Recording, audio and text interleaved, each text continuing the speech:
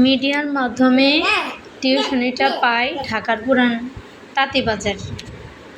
বাচ্চার free admission English মিডিয়ামে ভর্তি করাবে, তো রীতিমতো ডেমো ক্লাসের জন্য আজকে যাই। বাচ্চার মা ঢাকা ইউনিভার্সিটি থেকে গ্র্যাজুয়েশন সম্পন্ন করেন এবং জুয়েলারি শপসের স্বত্বাধিকারী। তার বায়ো প্রথমেই নিজে তিনি দিলেন। এরপর পড়ানো শুরু।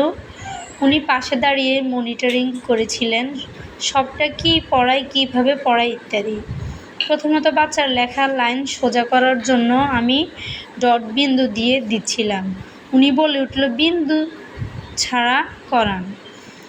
এরপর খাতা ধরার সিস্টেম দেখিয়ে দিচ্ছেন বাচ্চাকে বাঁকা করে। আমি বললাম, সোজা করে হালকা বাঁকা করুন, এতে ওর লিখতে সুবিধা হবে। উনি, না, আমি যেটা বলছি সেটাই সঠিক। তারপরে বাচ্চার এজ 4 বছর। ও ভুল করছিল, আমি ইরেজার দিয়ে মুছে ঠিক করে দিচ্ছি।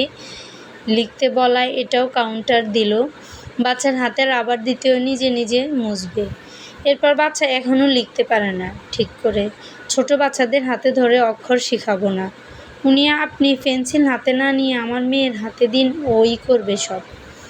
এভাবে প্রতিটা বিষয় সে ভুল ধরছে। ভুল না হলেও তার পড়ানোর সিস্টেম অন্যদের সিস্টেম কি সেম হবে? তারপর করে পড়াতে এবং ওই সেই সব বলে। তারপর আর এসব নিতে না পেরে আমি বললাম, এভাবে তো কোনো শিক্ষকই পড়াতে পারবে না আপনার মেয়েকে।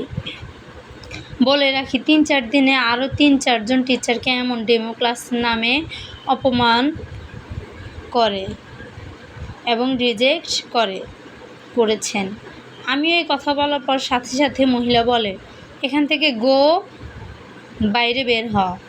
আমি এটা শুনে খুবই খারাপ লাগলো। আমি খারাপ কিছু বলেছি? আপনাকে এমন বিহেভ কেন করছেন? উনি আগে বের হয়ে তারপর কথা বস্তি ফকিন্নি, আরও বাজে ভাষা। মুখের উপর গেট অফ করে দিয়ে তার কাজের ছেলেকে দিয়ে স্প্রে করায় অ্যান্ড বলে, তাড়াতাড়ি রুম স্প্রে করো ফকিন্নি। বোরকার ঘামের গন্ধে রুমটাই দূষিত হয়ে গেল। আমি কি বলবো, বলার কোনো ভাষা খুঁজে পাচ্ছিলাম না। চোখের পানি ফেলতে ফেলতে বাসায় চলে আসছি। আরও টিউশন ছিল আমার। তার ব্যবহার শুনে বাকি টিউশনি হেঁটে যাওয়ার মতো শক্তি ছিল না আজকে। আসলে টাকার অহংকার মানুষকে এমন পশুর মতো করে দেয়। মহিলার অ্যাড্রেস আর বললাম না। আমার গল্পগুলো যদি ভালো লেগে থাকে তাহলে পরবর্তীতে আরও গল্প দিব। কমেন্টে জানাবেন প্লিজ কেমন হয়েছে।